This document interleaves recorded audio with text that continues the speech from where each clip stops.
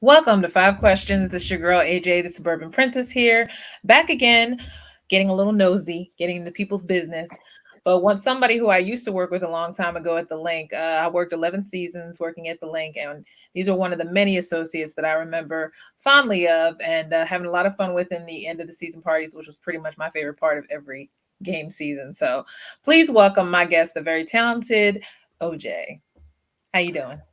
Hi, AJ. Great to be on here with you. I'm so happy you did this because you're a busy guy, and I'm very proud to see you on Twitter and all the other social medias out there interviewing folks. You just had a really special meeting with Cheryl Lee Ralph, so we're gonna talk about that later. But I'm Mhm. glad I got you on this because there are several more. There's always more than five questions I have for most people, but I'm just gonna start there so it don't sound like it's too boring. But Sure, let's go.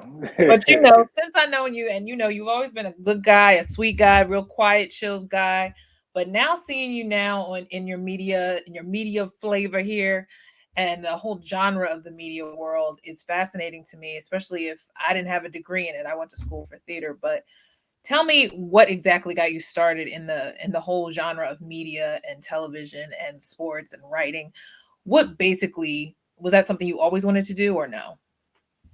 um, well, it was kind of like I always had a interest in media. In my younger days, I just never knew the path to go through it Hmm. because I didn't go to college. I worked right away after high school. But being in the corporate world and after a while and everything, you get a little bored and you get a little unfulfilled. And I said, you know what? Is this what life has to all that life has to offer?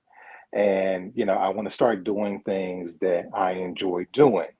And how was I going to do that? And I had the opportunity to attend broadcasting school to just start my path going forward. Hmm. And I was able to navigate through that way. And kind of what pushed me through all that was I got sick of seeing um, I just got sick of seeing media with just primarily, white male and Yale, particularly with athletes, Yeah. with black athletes, and them not being represented, not being understood. Probably even more importantly, because even now I get sick of seeing press conferences and all these questions are being asked of black athletes, male and female, by the way, and frankly, half the time they have no idea what to ask them, and Yeah. it gets cringy, Yeah. it gets embarrassing, and you can tell by some of the athletes' faces. I really got to answer this, dumb a question, and all those things. But it was also representation was also a big thing as well, and you look at the NBA, you look at the NFL, different things. Even you take someone like a league like the WNBA, where you see the majority, and Yeah. then you see the media. It's just not balanced. Right. And okay, people will say, well, you're never going to have that. But when you look at the percentages, and these percentages, they do these surveys, every few years or so, and the amount of black journalists, the amount of black media and then again, this is in all industries, even in Right. entertainment. It doesn't even reflect the population of Black folks in the country because we're about a little less than 14% of the country. And Right. even those numbers in media don't even come close to reflecting society. So Right.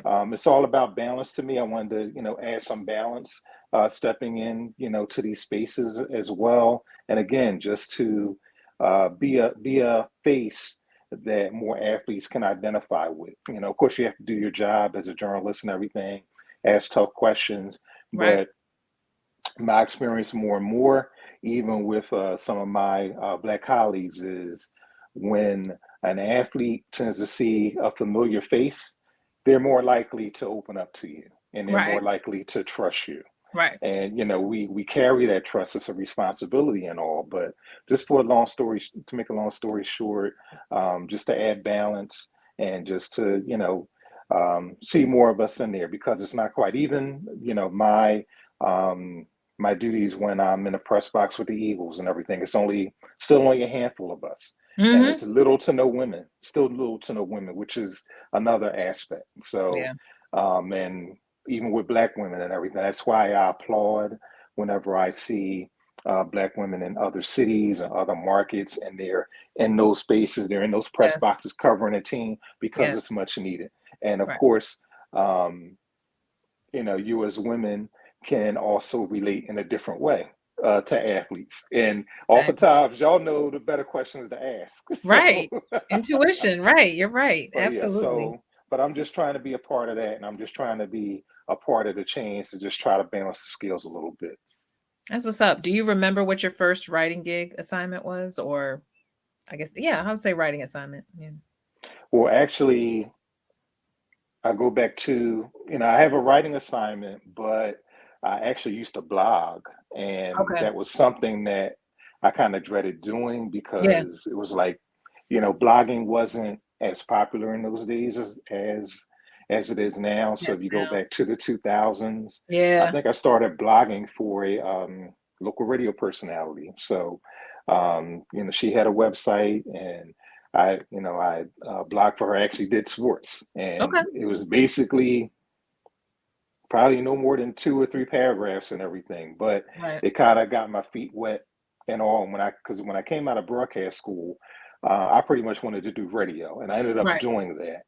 Um, in first interning, and then I ended up at WRD here in Okay. Philadelphia Yep. for 4 years, just being a host and a co-host. But as far as writing is concerned, I didn't realize that I didn't. First of all, I didn't see myself as a writer, Hmm. but when I just started blogging and all, and then opportunity knocked, and it was actually from a guest that I had on my podcast. And in those days, you just called it online radio or internet Yeah. radio. Yeah. And she had covered an NBA team down in the South, and then she has since moved on to ESPN, Okay. the Undefeated, which is Landscape now. Nice. And she had reached out to me, and she needed a writer for a local story. And ironically, it was about Malcolm Jenkins, who this is the whole Black Lives Matter, and this is very Yeah. recent. So I'm a late bloomer. Right. So But still. as you know, but it was a Black Lives Matter panel up at Temple University, and she needed a writer to cover that, Yeah. and I was actually calling other journalists. I was calling people that I knew who were seasoned journalists, and Right. Right. Right. nobody would pick up the phone, or be busy, or I got an answer machine. And then just something hit me right on the head. I said, you know what? This may be an opportunity to me, and this is probably God speaking to me and say, Right. why don't I take on this challenge, even though I was scared as heck. Right. I'm going into this classroom in Temple University, not knowing what to ask, who to ask. It was a panel amongst a bunch of teachers.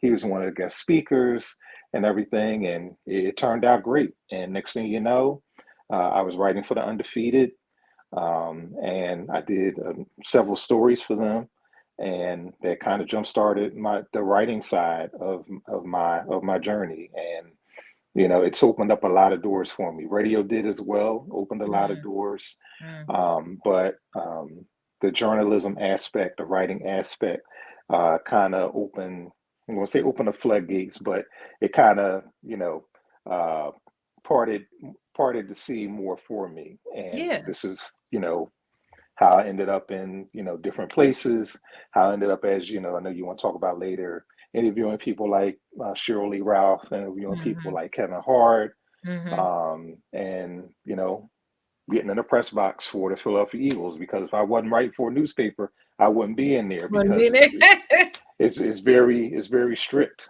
who Right. they allow in there. And Right. it turned out to be a blessing, and the best thing for me. So it's a long journey, a lot of peaks and valleys and all. And Yeah. I just want to be clear that my journey is still continuing. This Right. is not the end all be all. My journey still continues, and I always try to remind people of that. Yeah, no, it's great because especially someone like me, you talking about late bloomer. I mean, I don't really think I knew I really liked even radio until about maybe 20 years ago. And I don't think voice actor even was something that I even thought was a thing until so many people kept telling me, I hear you on the radio, you have a nice voice. And I heard it several times. And then it got to the point where I was like, why didn't I think about doing voice acting? So you're right. I'm in the progress of still taking classes from time to time online, and I got to still make another demo. It's been a long time. It's been a couple of years, but you're right. I mean, as long as you found a way to get in there by going to school first, and then after that, it was just a matter of networking, and then like you said, the floodgates do eventually open, but you gotta make that attempt, and I respect that. Um, Now let's go back to even before this, or should I say the lull? Because what started this whole 5 questions program was idea really started Mhm. in the lockdown, because I was obviously, like most people, probably going stir crazy in the house and probably wanted to talk to people. And we pretty much, if you didn't know how to use Zoom, learned how to use Zoom or something like it, FaceTime, whatever. Um, 5 questions came out of just curiosity of people who I mostly spoke to on Twitter, who I didn't know and wanted to get to know. And then it became an excuse to talk to everybody else I do know. And then just see how they would handle me trying to, live out my inner Oprah that I always had. So, but basically, that year, 2020, obviously was a big, huge kick in the chest for all of us as far as reality and seeing, testing our limits spiritually, emotionally. How did you handle coming out of 2020 into 2021 when everything slowly started to pick up again business wise? And what did you learn about yourself from it? That was actually the time where, and I did a lot of thinking, probably a little too much thinking because I can be a chronic overthinker, Mm-hmm. but just realizing, um, not my worth, so to speak, but just realizing what I could be in the next part of my life or the next half of my life. And a part of that is being a reference, being a resource, and most of all, embracing being a writer and living in that. And this is even before I started, writing for a newspaper. Mm-hmm. Um, you know, just realizing that I'm becoming wise and just use I have this plethora of information and everybody tells me, whether it's my fiance, my friends and everything. I have a buddy of mine I've known for 40 years and he calls me to settle any type of sports dispute or any sports fact. He calls me Yeah. a walking encyclopedia. And then my fiance says that I have all this useless information, not useless information per se, but I Just just floating have around. all this Yes. floating around, and where do I go with it? Right. And I even talked to a professional about it, even talked to a therapist about it, and like, okay, Mm-hmm. what do I do with all of this? And just embracing um, the knowledge that I know and also Right. sharing it, putting on paper, um, doing little things like starting a newsletter, or just jotting down ideas that I have. I'll be, traveling on a train or something, and I'll think of, okay, maybe I'll write about this, or Mm-hmm. or maybe just little discussions that I'll start on Twitter, or just um, expressing my facts that I know, or maybe a fun fact that I might be good for discussion, or Mm-hmm. even little things like I guess it was the other day, I had just, put on Twitter um, a lot of cultural things. Mm-hmm. Um, and just something silly like, okay, if you grew up in Philadelphia, you grew up in Pennsylvania, do we still call um, places where you can get booze, do we still call it the state store, the liquor store? Right. You know, Right. just Right. Yeah. just little cultural funny things, Yeah. and it's fascinating of the type of answers that you'll get. And will I ever put that in an article? Will I ever put that in some type of newsletter? Who knows? Who But knows? Yeah. this is the kind of feedback that I can kind of share. I have in my mind, I can share, also have fun with it, and then run it Mm-hmm. back. So Mm-hmm. yeah, I'm beginning to tell people, like, if you have ideas or you have stuff in mind, do something with it, because Yeah. that's what I learned. So No. just don't keep it, just share it. And that's just not just overall knowledge, but you have ideas, something you want to get off your chest and have fun, as long as you're not malicious or trying Yeah. to go after anybody, share it. You'll never know the type of feedback that you'll get. So So it did help you. Did it help you also emotionally? Because I know a lot of us, some people said, it was kind of hard not to go into like a little depression when you were kind of stuck before we were allowed to move about and and just get masks and stuff like that. Did it kind of help Absolutely, you? absolutely, Yeah. absolutely. You just have to find a way to keep yourself occupied, and when you talk about being a parent, having kids, or Yeah. even if you're aunt, uncle, grandparent, and you don't always talk about kids if they're too quiet or if they're not um, occupied. That's when you'll get into trouble. And Right. the same is with adults. Right. Yep. So you Absolutely. have to, and another thing too that I encourage is don't be afraid to seek help. Don't be afraid to talk to someone Absolutely. that you would trust, or if you can afford to get an outside party, a third party, or a therapist and everything, take advantage of it. Yeah. See what your current job has. You may hate your job, but you may have great benefits. Take Right. But to advantage of say, it take advantage of to that. Yeah. to better yourself, or Right. seek some self-help and different things like that. And again, through my journey and all, I'm still keeping a full-time job. Right.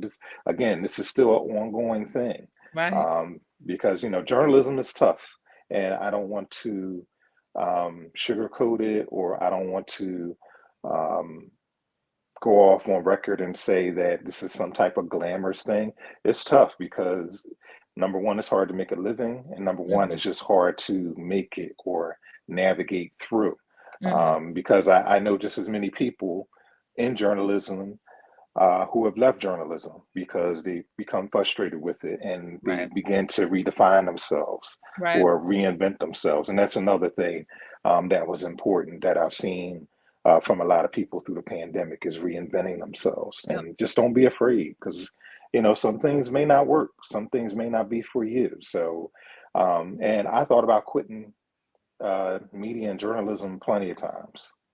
Hmm. Self doubt.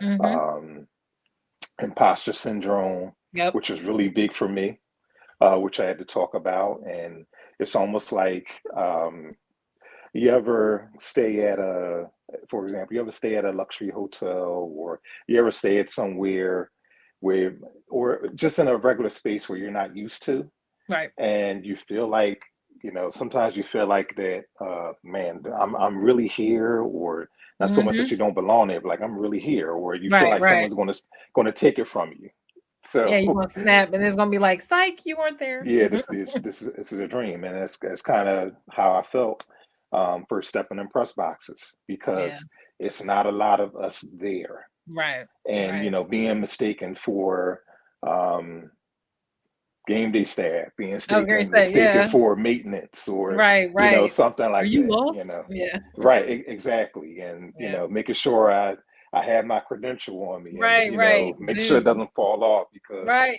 you know those different things. But Right. also too, it's also important to have a sense of belonging, and um, overcoming that imposter syndrome, because I look back and I realize how hard I worked to get in those spaces, and I'm not going to let Absolutely. anybody take it away from me. Absolutely. I agree. That's the best answer I've heard in a while because everyone has their way of dealing with it. And a lot of people that I had first even to It's start real. to do this with, it is real.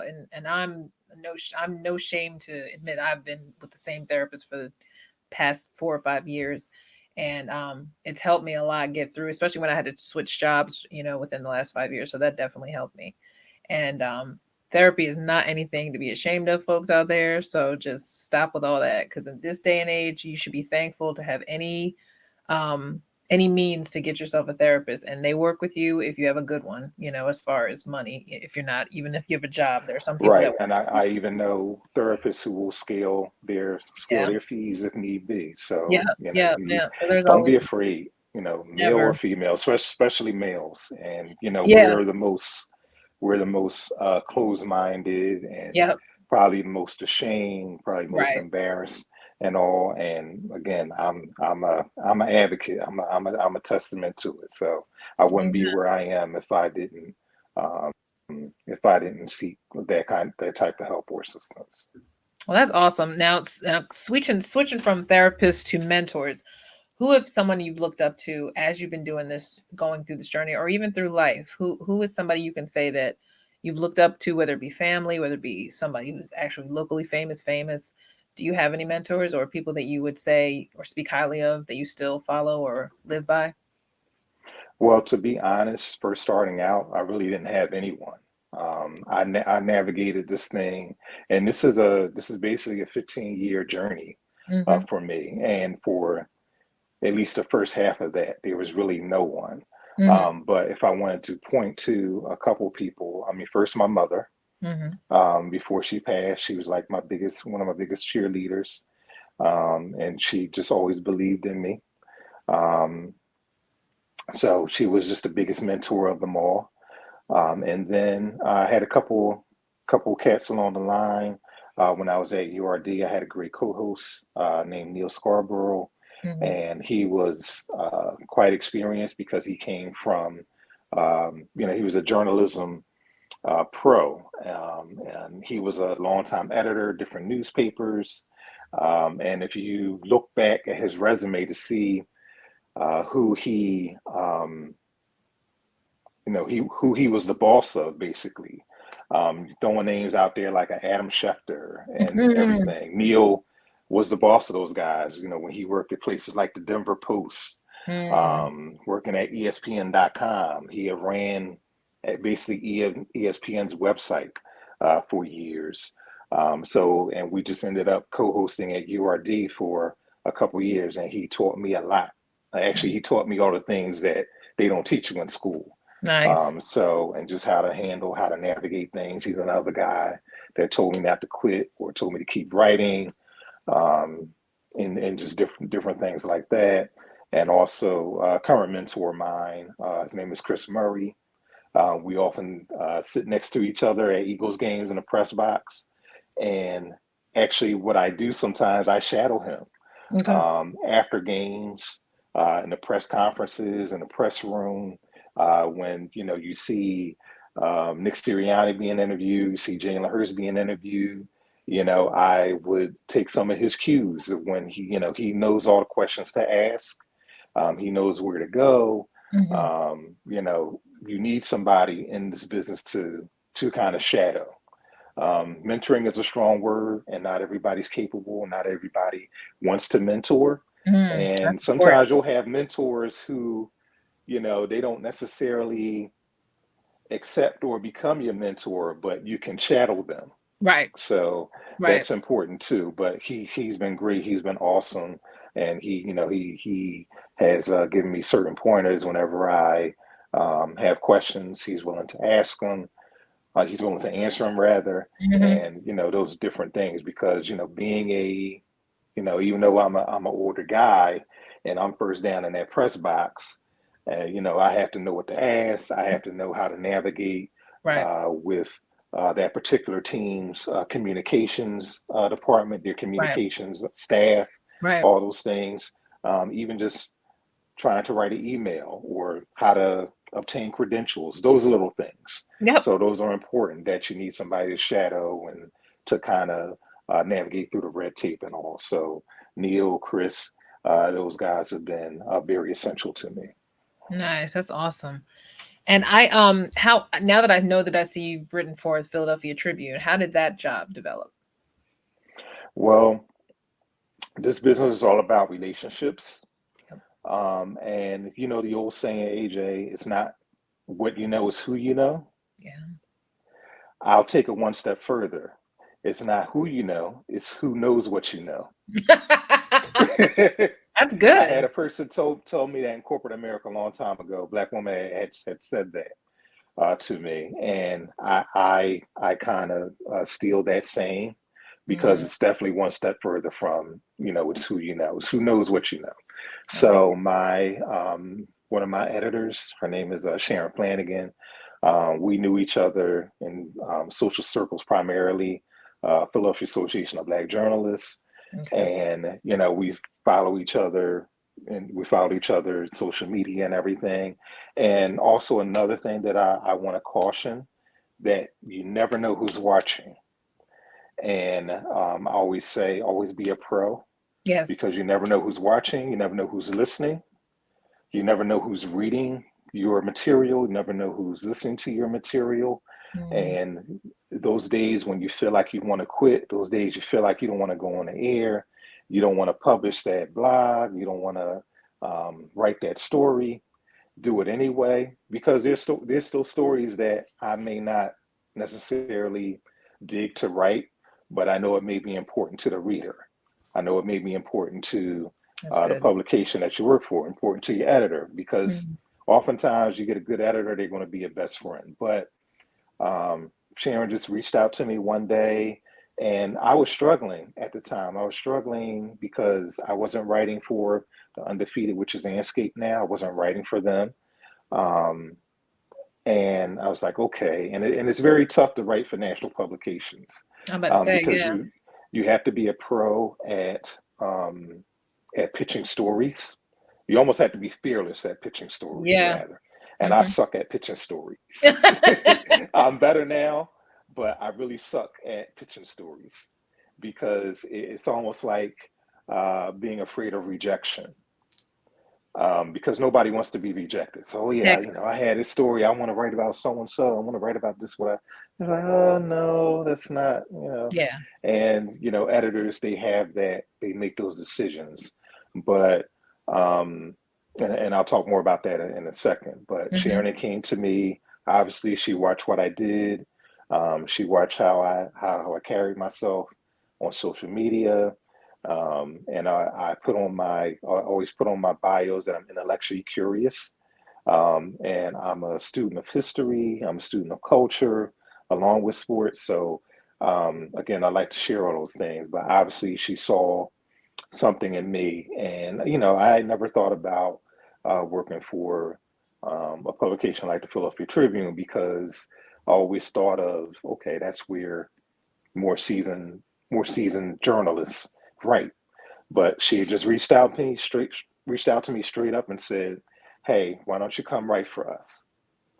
And I was I was shocked, I was surprised, but in the same time, I was also thrilled. Mm. And just come write, just do some different stories, just freelance for them, and it worked out fine. And you know, before I crossed over to sports, my first article was writing about Frederick Douglass. Mm. And even though it was not something that I necessarily had in mind, I took on a challenge. And, you know, one of the most gratifying things about writing stories is the research. Mm. The research that you have to do, even though it can be tedious, Yep. it's all about the research. And once you peel an onion about different things, Yep. it's endless, especially when you go back and write things about history. So, but it's been fulfilling for me. Although it's still not my primary job. I've grown to enjoy it, Hmm. and the more stories that I've done, I've since crossed over to sports, got into the press box, covering Eagles games and all. So, and even like you saw, like you said earlier, I reverted back. They needed someone to do the Shirley Rouse story. Yeah. I did that with Flying Colors. That was great as well. Yeah. So She's been making the rounds. right, and also too, it's important to be flexible as you Exactly. can be. The more you can do, the more you can do.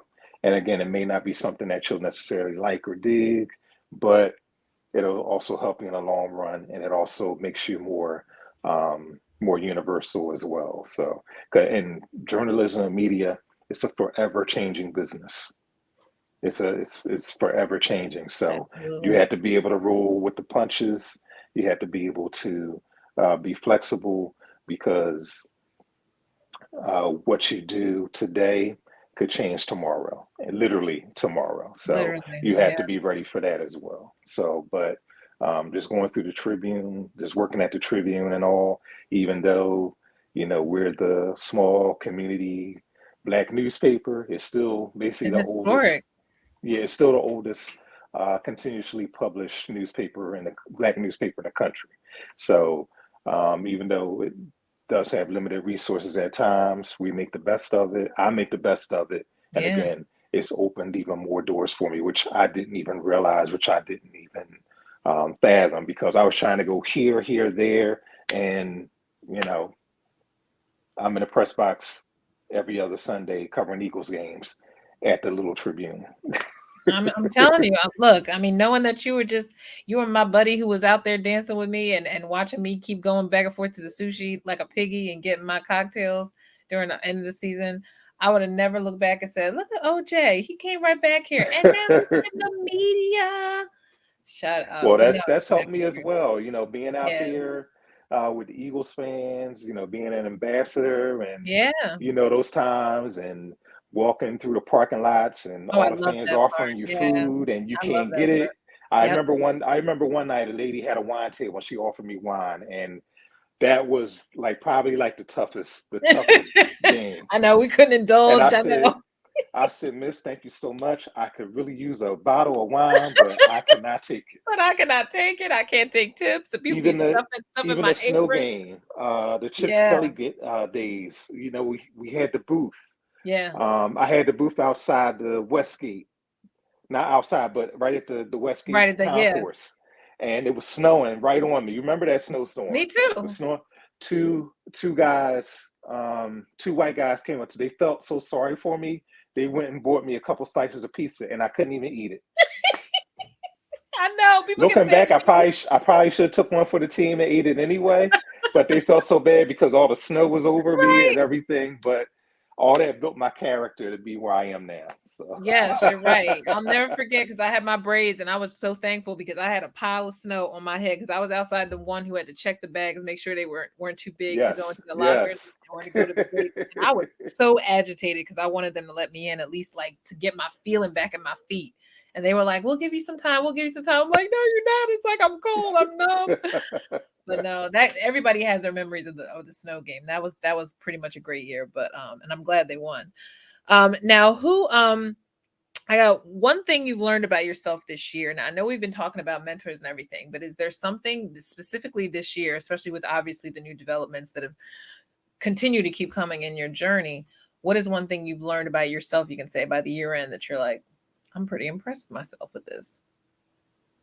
I revert back to being a resource, and being a historian.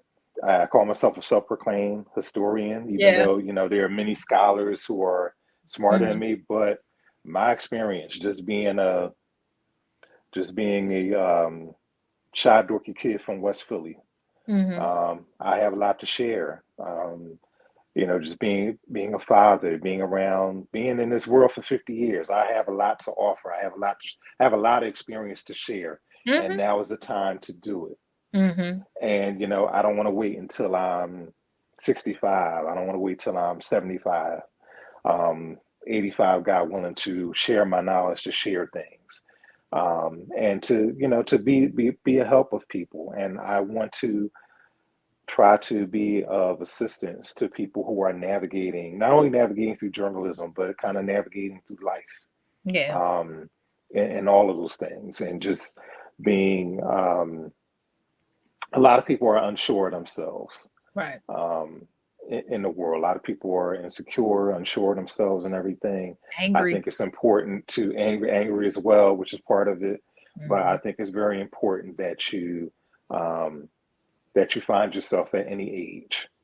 And again, it goes back to not being afraid of redefining yourself, reinventing yourself, and being okay with it, Mm. because things change. You're not going to be the same person at 50 that you are at 25. You're Right. just not. Right. And people always will claim, "Oh, yeah, I'm the same person." You know, things change. Your body changes. Your mind changes because you get more experience, you get more knowledge, and you have to embrace those things. So Right. just Right. embracing the person that I am at this age, still trying to improve, still trying to learn and everything, but you know, being comfortable with that, you know, as you age, as you grow wiser, because some people are um, not as good as embracing themselves in that light. So, This is Mm-hmm. one of the things that I have challenged myself, and I try to. And it's not that I don't have my days. We all have our days, so Mm-hmm. that's normal. And I'm just trying to um, embrace normalcy and Amen. embrace being human. Those type of things. So that's kind of what I'm proud of, and just looking into my inner self and just embracing those things and sharing that in the work that I do. Well, I think I look at it, you're a vessel. I mean, you say researcher, but I say you're a vessel because I think that's why you got those different tabs of information that people keep wanting to tap into, and then you linking up with others so that you can bring it out in media form. Now, tell me before we go, because I wanted to definitely describe the or listen to the experience. Ooh, watch my mic of what it was like to meet Miss Cheryl Lee Ralph. Well, it was everything that I thought it would be, and even more. Mm, And again, research is everything. We believe we when we interview. Well, let me just backtrack a little bit. I will caution a lot of people that you'll meet that's famous, especially in Hollywood. It's not so much of a great experience because a lot of them are turn yeah, out to be uninteresting I agree. and boring. Yeah, or mean. mean, Hmm. hollow, all those things. But Yep. meeting Miss Shirley Lee Ralph was everything that, and even more that I could imagine because she was very gracious. She's very humble, Mm. and she's full of joy. She's full I of definitely joy, feel that. Yeah. and you think everything about them through their resume, which is a big mistake. Mm-mm. But when I researched and I realized how educated she is, um, she graduated college at 19, Mm. which I was like, wow. And I said, Yeah. number one, she's super smart, Yeah. and the character that she's in now, being playing Miss Howard in Abbott Oh, I love Elementary. Miss Barbara. Uh, Yeah. yeah, so she exudes that. She exudes being a teacher, being an educator. Mm. Her personality just exudes that. And I asked her that question, and it's so funny because, and it's in an article in the Tribune as I Hmm. plug it, Hmm. right? I read it. Um, she wanted to be the principal. She wanted to be Ava, who's played by Right. Janelle James, but Quinta insisted that she needed her to be Miss Howard, To be Miss Howard. Right. and it worked out perfectly. And she embraced that. She embraced that role, and she's very genuine. Um, what you see is kind of what you get through the character, and even just throughout her career, the characters that she's Hmm. played and everything. She's a Hmm. bundle of joy. You can't Mm. help but smile when you're around her.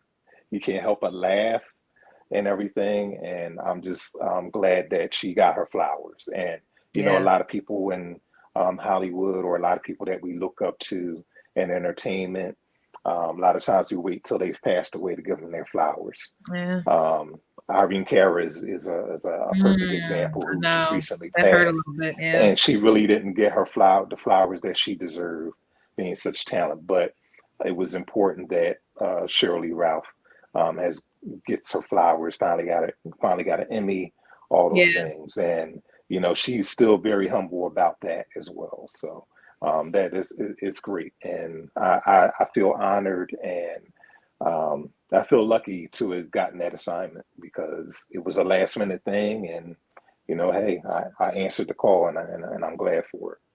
I like that. Sometimes you just have some happy accidents that have been happening thus far, and that's a good thing for you because if there's anything more exciting in life, it's something that's not planned and that actually works in your favor. Yeah, That's a it's blessing. all about timing. Yes. And one of my instructors in broadcast school um, had stressed that to us.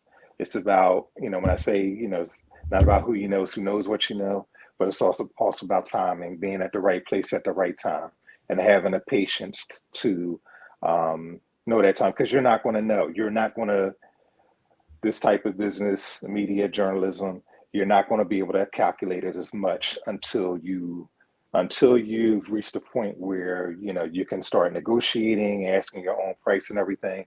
All Yeah. these things are not going to come right to you. It's a matter of circumstance.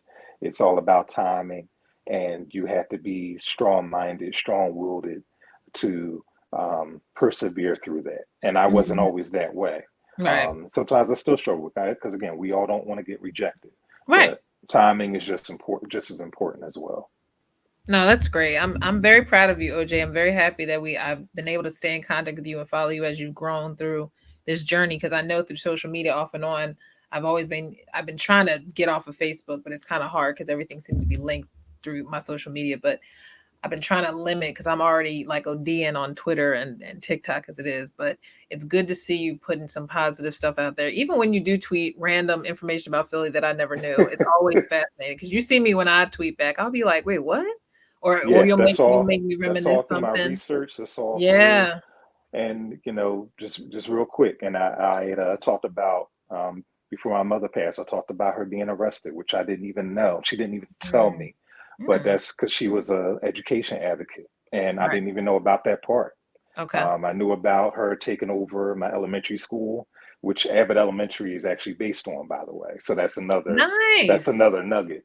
Shut up. Harity Elementary. Yeah. But I was looking up another story. I was researching for another story, and then I found a story that the Harity Eight, as they call it, got arrested because they had a 2 week sit-in, and my mother was one of the people. Mm, And I called her up and I asked her. I said, "Mom, did you get arrested back in 1979 or took over the school?" She just laughed. She just laughed it off, and she would have did the same thing yeah. at the age she was before she passed.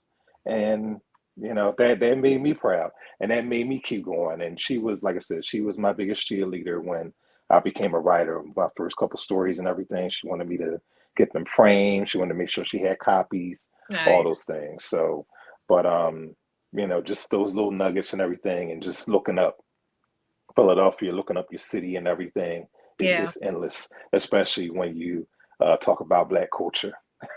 Well, yeah, no, I was actually really excited because I follow this food series, Somebody Feed Phil on Netflix, and he went to Philly for the opener of season 6, and so I was really excited because he got to sell. He obviously did some parts where he's talking about the Eagles and going through certain parts of Philly, but I always love when Philly is given a nice light and not looked at as a city that just harbors all this violence and stuff like that they're trying to throw on our name like we're the only city that has violence.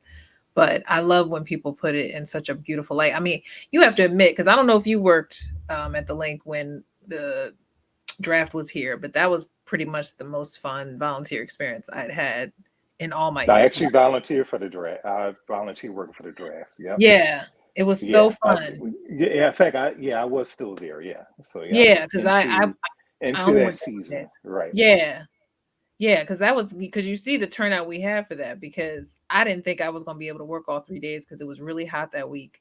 But I think I only could do one because I ended up being called for jury duty or something that week, and Yeah. I It could was only unseasonably hot. I think I had worked that. I actually had worked that one Saturday, Mhm. and because I think I had other things to do that Friday, and Mhm. I only worked that one Saturday, and Mhm. that was awesome. And another thing that I try to do, as far as behind the scenes of what sports and leagues do, Mhm. and you don't realize, and people don't, the average fan doesn't realize the magnitude of how powerful things like the NFL is. Yeah. Because when the NFL comes to your city, they basically Yeah. take it over, and Basically. that's Yeah. and that's what they did with the draft. That's what they did when they came back when the Eagles won the Super Bowl and they Yeah. had the whole kickoff experience down at Penn's Mm. Landing. Mhm. So yeah, so that was a great experience. And again, all those things helped me down the line because what that actually did, a thing like just something small as volunteering for the NFL draft, you saw the inner workings, Yeah. you saw the behind the Yep. scenes. Yep. So I loved that it. was fun for me, and I take that knowledge, and Yeah. then I understand what goes into how does the NFL draft come to a NFL city? Yep. How does the Super Bowl come to a city? What constitutes that? With the city government, with places like the Visitors Bureau, Visit Philly, City Hall, all those things. It's a well-oiled machine where a lot of moving parts, have to happen. And Yeah. when people say, "Oh yeah, we gotta have a Super Bowl here or whatever," I said, "Y'all have no idea what constitutes bringing Planning. a I Super Bowl to know. a city."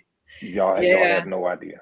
No, it's complicated. I mean, they're excited about the World Cup coming here, later in years down the line. But Lot of moving parts, I can imagine. lot of planning and all, Yeah. and though everything with 2026 actually, because the Major League Baseball All-Star game that's been secured, and even going back, another thing that I covered, which was a great experience, was it wasn't the Final Four, but the March Madness, the East Regional Mm, Final, which was mhm, here in Philadelphia. mhm. Um, and just that weekend, those Friday, that whole weekend, Thursday, Friday, Saturday, Sunday, just those games and everything, just covering that. That was a heck A of an lot. experience. And the behind the scenes of the NCAA and stuff. So, and how they come to town, how they take over, Yeah. different things. So, and those are things that I want to share with people. So, No, it's exciting. I'll never forget. In my opinion, in the last couple of years, we had the draft. We had the best draft location, and I think they knew it because I think a lot of ESPN people were shocked at how they were well shocked. Everyone was shocked. Yes. everyone was shocked how classy Philly came off. And we thought we could even get them to come back again, but they went to Dallas, and we were all kind of like, whatever. We Yeah, knew we had the best coverage. hopefully it'll come back. It'll come back in the next few years. So we'll see. Yeah. Definitely. But OJ, this has been a pleasure. I thank you so much for putting some time aside for me. Sure, For 5 questions, because as you know, like I said, this started out just being a lockdown project, but it's starting to become a reason to talk with people I haven't seen in a while and talk with people I have. And you just find different little nuggets of information, like you said, through this whole experience. So I thank you for making time with me. And I will definitely be tweeting with you again sooner than sure, of later. course, anytime. And thank you, AJ. Thank you for having me. It's Yes. an honor. It's a pleasure. And keep doing what you're doing. I love this platform and Thank you. everything you're doing here. Your voiceover work. Just keep knocking on that door. I will. You have motivated me, brother. I will definitely talk to you soon. And for all those watching 5 questions, my name's AJ Suburban Princess. This is OJ, and we are out. Thanks for Thank watching. you.